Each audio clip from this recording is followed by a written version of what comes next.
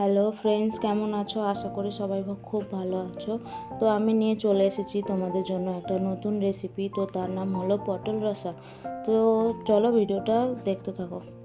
তো প্রথমে আমি নিয়ে নিয়েছি, তারপর কতগুলো পটল, তারপর নিয়ে নিয়েছি গরম কড়াই, তেল দিয়েছি, তার মধ্যে দুটো লঙ্কা আর সর্ষে তেলে দিয়েছি। সেটা এবার গরম হয়ে যাওয়ার পরে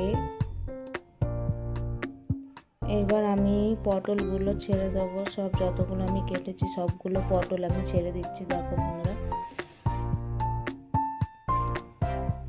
তো এখানে কিছু সময়ের জন্য একটু নাড়াচাড়াও দিয়ে নিতে হবে। নাড়াচাড়া না দিলে কিন্তু নিচে পটলগুলো পুড়ে যাবে।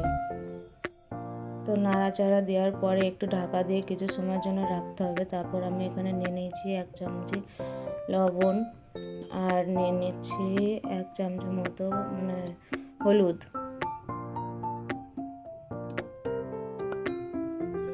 তারপর আরেকটু পটলটাকে আরেকটু নাড়াচাড়া দিয়ে নিতে হবে, যাতে পটলটা নিচে লেগে না যায় আর পুড়ে না যায়।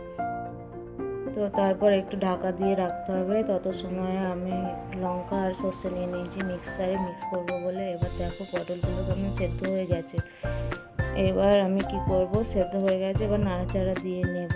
তার মধ্যে আমি এখন দেখতে পাচ্ছ পটলগুলো যখন হাওয়া ভাব সেদ্ধ হয়ে গেছে, তার মধ্যে আমি হচ্ছে লঙ্কা আর সর্ষে মিক্সারে যেটা বেটেছিলাম সেটা দিচ্ছি, ঠিক আছে।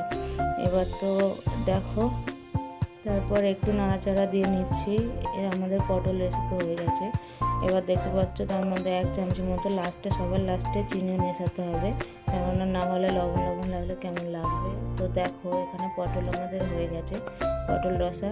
তো দেখতে কেমন লাগছে নিশ্চয়ই চ্যানেলটাকে সাবস্ক্রাইব করে দেবে, লাইক কমেন্ট শেয়ার করে দেবে। যদি ভালো লাগে চ্যানেলটাকে সাবস্ক্রাইব করে দেবে বন্ধুরা। Tata, by.